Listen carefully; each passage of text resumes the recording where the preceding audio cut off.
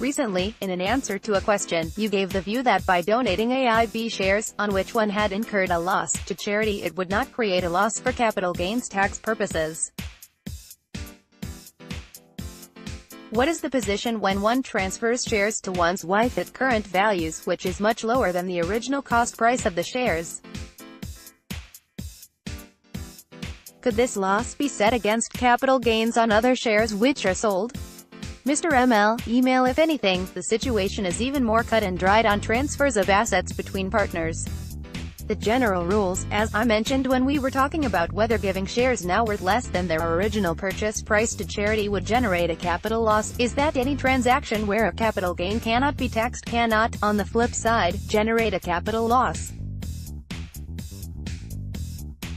In the case of spouses, Revenue notes that there is express provision that the transfer of any asset between spouses, or civil partners, is not subject to capital gains tax, regardless of the scale of any potential gain.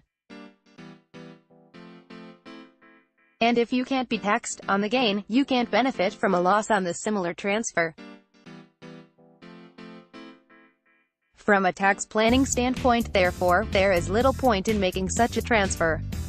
As it stands, any paper loss you have sustained on a transaction in shares has the potential to reduce your tax bill.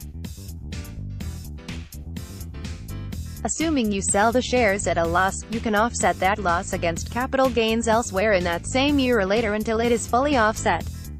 However, if you transfer these shares to your wife, you lose the capacity to crystallize the loss and so possibly face a higher tax bill down the line.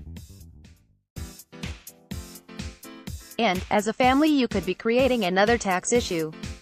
If the shares rise in value after you transfer them to your wife, she could be facing a capital gains tax bill, whereas if you held on to them yourself, you would simply be reducing your loss on the shares, at least until they return to your original purchase price. Essentially, the transfer is seen as a gift. And, of course, there is no limit on gifts and/or inheritance between spouses, so your spouse does not even have to worry about capital acquisitions tax on the face value of the transfer. Please send your queries to Dominic Coyle.